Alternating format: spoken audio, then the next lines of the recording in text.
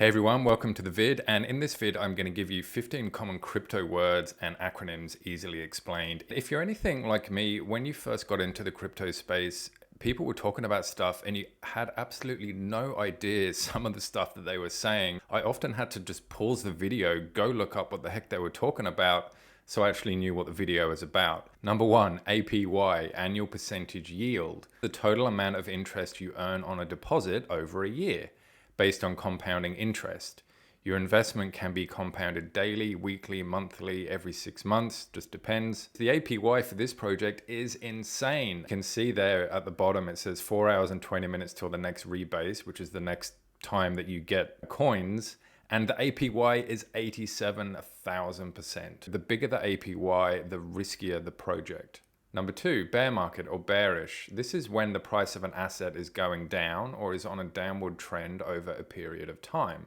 And it's called a bear because a bear swipes down with their claws. We've just entered the bear market, or I feel very bearish about this project. Number three, bull market or bullish. This is basically the opposite of bearish. So when the price of an asset is going up or is in an upward trend over a period of time. And it's called a bull because a bull attacks by thrusting its horns up. We've just entered a bull market. I feel very bullish about this project. Coin, a cryptocurrency that is made from scratch and is designed to store value. So it doesn't actually do anything except have value. For example, gold doesn't do anything, but it has value. And crypto coins are the same. But crypto is riskier because it's a new technology. Number five, DeFi. DeFi means decentralized finance, which is a way of moving money around without the use of banks. DeFi is based on blockchain technology where everyone can see all the transactions, so it's decentralized. With centralized finance, only one entity can see the transactions, which is a bank. DeFi means I'm in control of my money, not the bank. Exchange, a place where you can buy and sell cryptocurrency. It's basically a website where you have an account. So stocks have the stock exchange, crypto has crypto exchanges. What exchange can I use to buy this coin? And here is a list of a lot of the big exchanges that you have to join to be able to buy crypto. FOMO, fear of missing out. So when you hear about a great project on social media and you want to invest in it before the price rises and you miss out and you're like, oh my God, I wish I'd gotten in there. I had a lot of FOMO for this project, but I didn't really research it properly and now I'm screwed. And that actually happens. There's a lot of hype about certain projects that are happening and people just sort of dive into them without really doing research. Doesn't matter what the hype is, always dig a little deeper and do your own research. FUD, fear, uncertainty, doubt.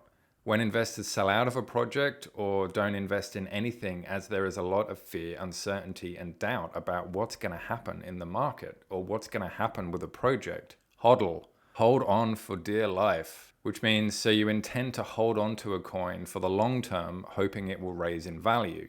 You won't trade it and you don't worry about short-term market dips. I'm going to hodl my Bitcoin. And you can see they're hodling. It's a smooth ride. You just sort of hope that the coin goes up. You don't actually do anything. Whereas if you're trading, there's lots of ups and downs, lots of obstacles. Obviously, there's a lot more money to be made with trading, but generally people like to hodl their coins. Number 10, key or seed phrase. This is probably the most important thing that you should ever learn about crypto in terms of security. So pay attention for this one. You have a private key and a public key.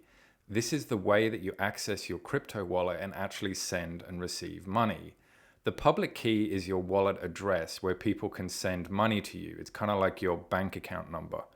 Your private key, known as a seed phrase, which is a set of 24 words in a specific order, is what you need to access your wallet to actually send money. So you could think of that as your PIN number.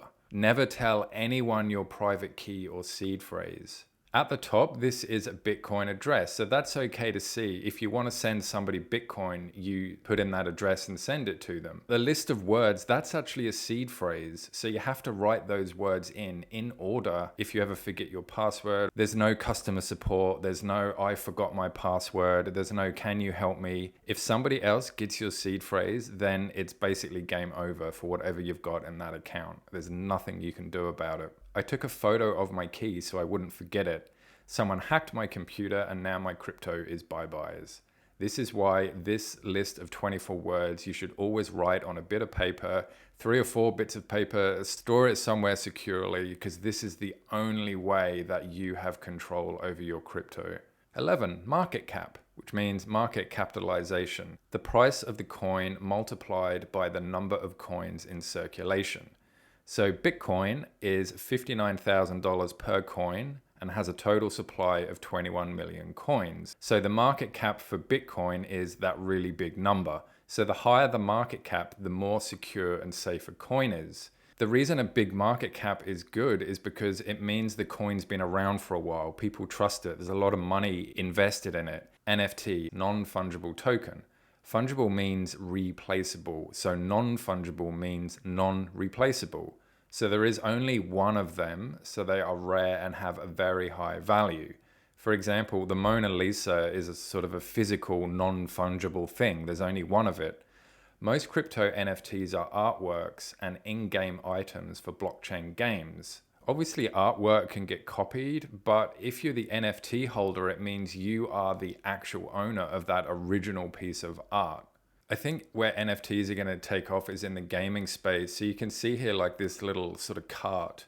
That could be an NFT, and you have to sort of buy that in order to be able to get perhaps resources quicker for you in the game, which means you can earn coins quicker, which means you earn money quicker and stuff like this. If there's an Axie Infinity Zombies or an Axie Infinity Underground or whatever it is, you can take this cart with you into that next game because you actually own that thing. The gaming industry is really big. It's even bigger than the film industry. But blockchain games aren't getting picked up by the wider community yet. So when they do start to become popular, there's going to be a lot of demand for all these items. And hopefully the price of the NFT goes up. Ponzi scheme.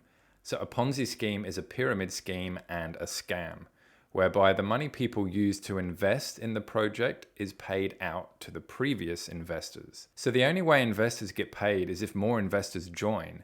There's no plan or development for the project, and it has no real world use. They can be hard to spot because of the hype and marketing behind them. The purpose of a Ponzi scheme is just to get your money from you, and you can see OneCoin is one of the biggest Ponzi schemes pretty much ever in the history of crypto.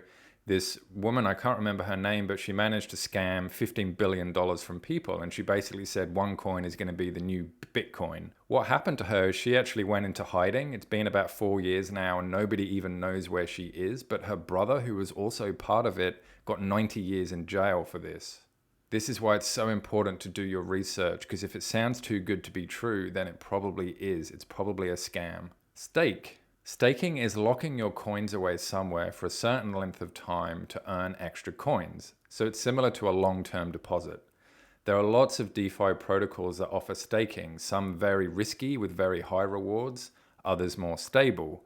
So you'll hear people saying things like, I'm going to stake in this for about a month and see how I go. 15, whale. Somebody who holds a very large amount of a certain coin. What they do can affect the price of the coin. For example, if they sell half their portfolio, the price of the coin is likely to drop dramatically, but then they can buy back in, drive the price back up, and actually make more money. Not all whales do this. So this guy is pro Doge, and he was following Dogecoin and really getting into it and loving it, and he actually spent his entire life savings on Dogecoin. So he bought 5 million Dogecoins.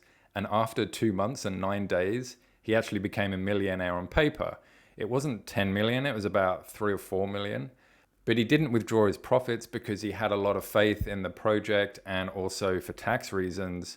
So this is the price of Doge today. You can see there 5 million Doge equals $839,630. And if you hold a lot of coins, then you're a whale. My friends, I hope you've learned a little bit from this vid, and if there are any other words which you're not sure about, then write a comment and I'll do another video later on explaining them too. And in the meantime, good luck with all your crypto investing, and I'll talk to you in the next video. Bye.